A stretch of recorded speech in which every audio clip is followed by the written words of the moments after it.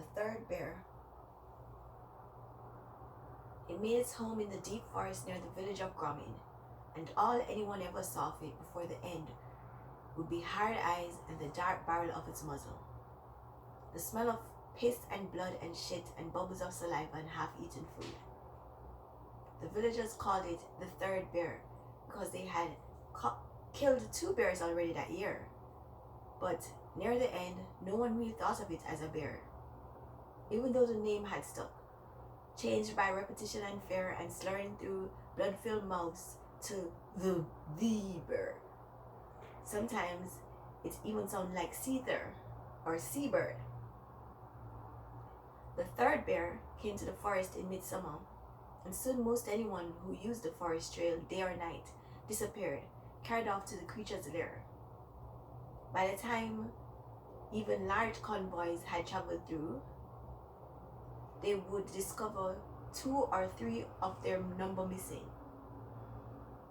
A straggling horseman, his mount cantering along, just bloodstains and bits of skin sticking to the saddle. A cobbler gone but for a shredded blooded hat. A few of the richest villagers had mercenaries as guards, but when even the strongest men died, silent and alone, the convoys dried up. The village elder, a man named Horley, held a meeting to decide what to do. It was the end of summer by then. The meeting house had a chill to it, a stench of thick earth with a trace of blood and sweat curling through it. All 500 villagers came to the meeting, from the few remaining merchants to the poorest beggar. Gromin had always been hard scrabble and tough winters, but it was also 200 years old. It had survived the wars of barons and of kings, been raised twice, only to return. "I can't bring my goods to market," one farmer said, rising in shadow from beneath the thatch. "I can't be sure I want to send my daughter to the pen to milk the goats." Harley laughed, said, "It's worse than that. We can't bring in food from the other side. Not for sure. Not without losing men." Harley had a sudden vision from months ahead, of winter, of ice gravelly with frozen blood. It made him shudder. "What about those of us who live outside the village?" another farmer asked. "We need a pasture for grazing, but we have no protection." Harley understood the problem. He had been one of those farmers once. The village had a wall of thick logs surrounding it, to a height of 10 feet. No real defense against an army, but more than enough to keep the wolves out. Beyond that perimeter lived the farmers and the hunters and the outcasts who could not work among others. "You may have to pretend it is a time of war and live in the village and go out with a guard," Harley said. "We have plenty of able-bodied men still." "It is the witch woman doing this?" Clem the blacksmith asked. "Oh, freaking hell. Is it the witch woman doing this?" Clem the blacksmith asked. "No," Harley said, "I don't think it's the witch woman." What Clem and some of the others thought of as a witch woman, Harley thought of as a crazy person who knew some herbal remedies and lived in the woods because the villagers had driven her there, blaming her for an outbreak of sickness the year before. "Why did it come?" a woman asked. "Why us?" No one could answer, least of all Harley.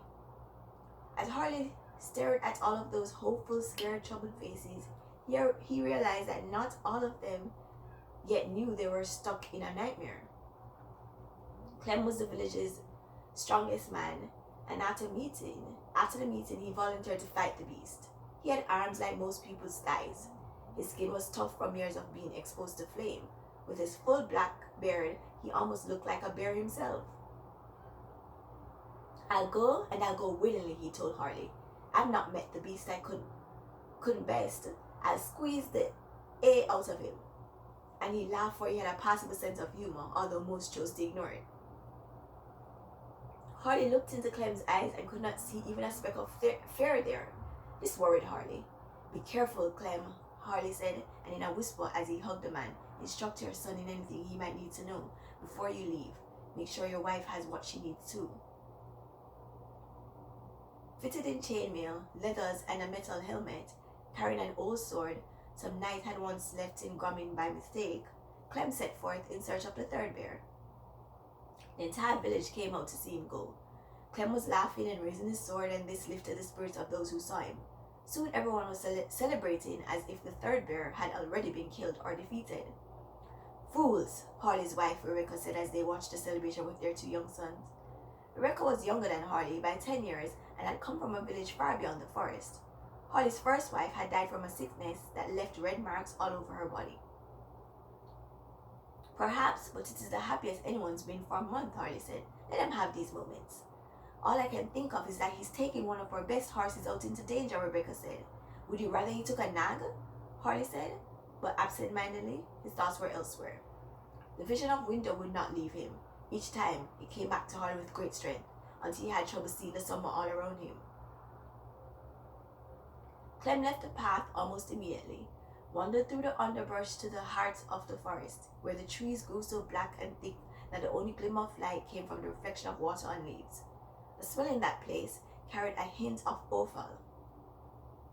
Clem had spent so much time beating things into shape that he had not developed a sense of fear, for he had never been beaten, but the smell in his nostrils didn't make him uneasy. He wandered for some time in the deep growth, where the soft loam of moss muffled the sound of his passage. It became difficult to judge direction and distance. The unease became a knot in his chest as he clutched his sword ever tighter. He had killed many bears in his time, this was true, but he had never had to hunt a man-eater. Eventually, in his circling, meandering trek, Clem came up on a hill with a cave inside. From within the cave, a green flame flickered. It beckoned like a lithe but crooked finger. A lesser man might have turned back, but not Clem. He didn't have the sense to turn back. Inside the cave, he found the third bear. Behind the third bear, arranged around the walls of the cave, it had displayed the heads of its victims. The heads had been painstakingly painted and mounted on stands. They were all in various stages of rot. Many bodies lay stacked neatly in the back of the cave. All of them had been defiled in some way. Some of them had been mutilated. The wavery green light came from a candle the third bear had placed behind the bodies to display its handiwork. The smell of blood was so thick that Clem had to put a hand over his mouth.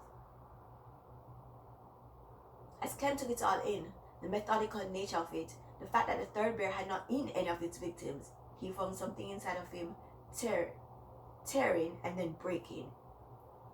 "Aye," he said, and looked into the terrible eyes of the third bear. "Aye." Almost sadly, with a kind of ritual grace, the third bear pried Clem's sword from his fist, placed the weapon on a ledge, and then came back to stare at Clem once more. Clem stood there, frozen, as the third bear disemboweled him.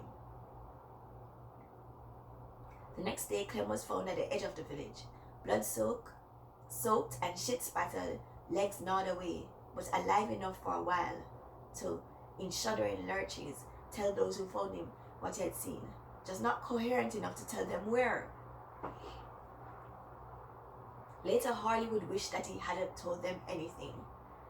There was nothing left but fear in Clem's eyes. By the time Harley questioned him, Harley didn't remember any of Clem's answers. Had to retold them later. He was trying to reconcile himself to looking down to stare into Clem's eyes.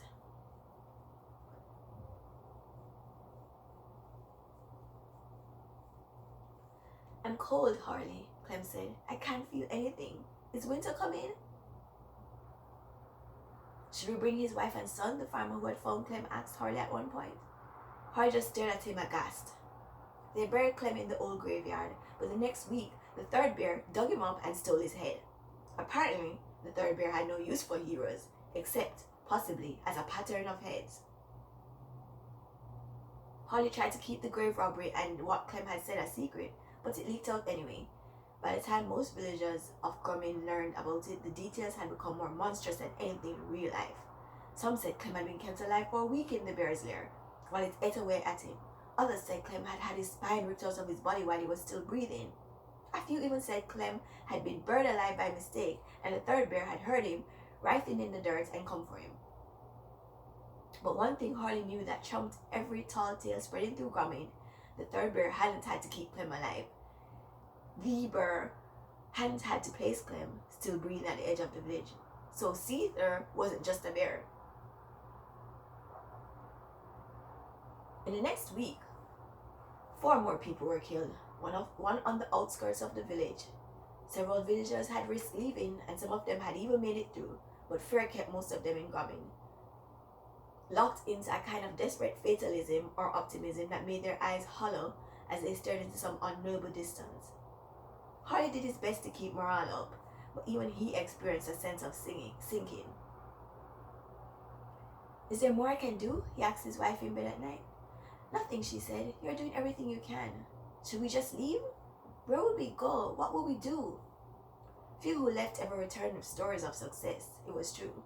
There was war and plague and 1,000 more dangers out there beyond the forest. They'd as likely become slaves or servants, or simply die, one by one, out in the wider world. Eventually, though, Harley sent a messenger to the wider world, to a far distant baron to whom they paid fealty and a yearly amount of goods. The messenger never came back, nor did the baron send any men. Harley spent many nights awake, wondering if the messenger had gotten through, and the baron just didn't care, or if Seether had killed the messenger. "Maybe winter will bring good news," Rebecca said. Over time, Gomin sent 4 or 5 of its strongest and most clever men and women to fight the third bear. Harley objected to this waste, but the villagers insisted that something must be done before winter, and those who went were unable to grasp the terrible velocity of the situation. For Harley, it seemed merely a form of taking one's own life, but his objections were overruled by the majority. They never learned what happened to these people, but Harley saw them in his nightmares. One, before the end, said to the third bear, "If you could see the children in the village, you would stop." Another said, before fear clotted her windpipe, "We will give you all the food you need." A third, even as he watched his intestines slide out of his body, said, "Surely there's something we can do to appease you." In Harley's dreams, the third bear said nothing. Its conversation was through its work, and Sifa said what it wanted to say very eloquently in that regard. By now, fall had descended in Gomin. The wind had become unpredictable, and the leaves of trees had begun to yellow. A far-off burning smell laced the air. The farmers had begun to prepare for winter, laying in hay and slaughtering and smoking hogs and goats. Harley became more involved in these preparations than usual, driven by his vision of the coming winter. People noted the haste, the urgency, so unnatural in Harley, and to his dismay, it sometimes made them panic rather than work harder. With his wife's help, Harley convinced the farmers to contribute to a communal smokehouse in the village. Ham, sausage, dried vegetables, onions, potatoes. They stored it all in Gomin now. Most of the outlying farmers realized that their future depended on the survival of the village. Sometimes when they opened the gates to let in another farmer and his mule-drawn cart of supplies, Harley would walk out a ways and stare into the forest. It seemed more unknowable than ever, gaunt and dark, as if diminished by the change of seasons. Somewhere out there, the third bear waited for them. One day, the crisp cold of coming winter, a lingering promise.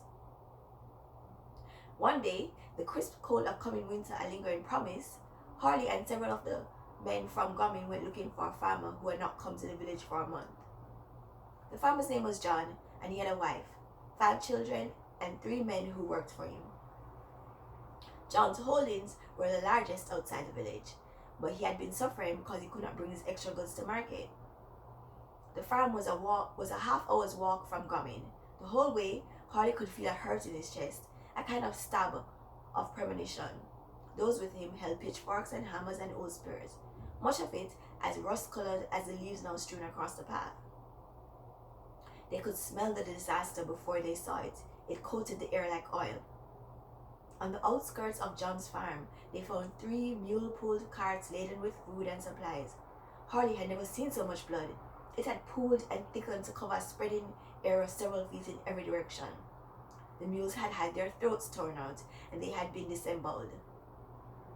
Their organs had been torn out and thrown onto the ground, as if Sita had been searching for something. Their eyes had been plucked from their sockets almost as an afterthought. John, they thought it was John, sat in the front of the lead cart. The wheels of the cart were greased with blood. The head was missing, as was much of the meat from the body cavity. The hands still held the reins. The same was true for the other 2 carts. 3 dead men holding reins to dead mules. 2 dead men in the back of the carts, all 5 missing their heads, all 5 eviscerated. One of Harley's protectors vomited into the grass.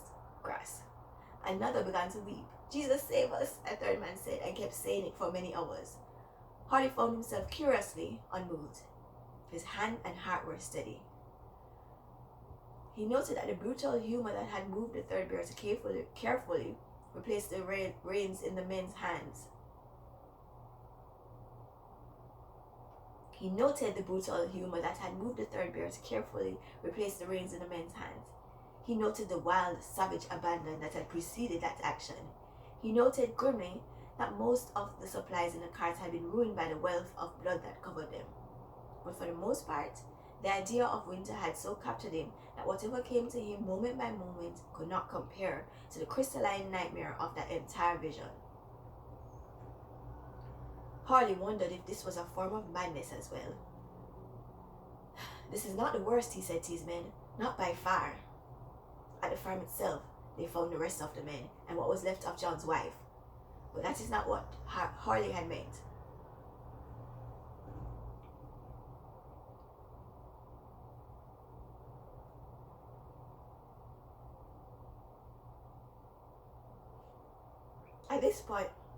At this point, Harley felt he should go himself to find the third bear.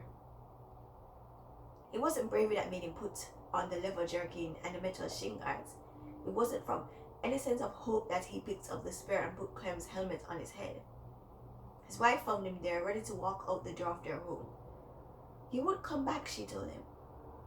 "Better," he said, still. "You're more important to us alive, stronger men than you have tried to kill it." "I must do something," Harley said. "Winter will be here soon, and things will get worse." "Then do something," Rebecca said, taking the spear from his hand. "But do something else."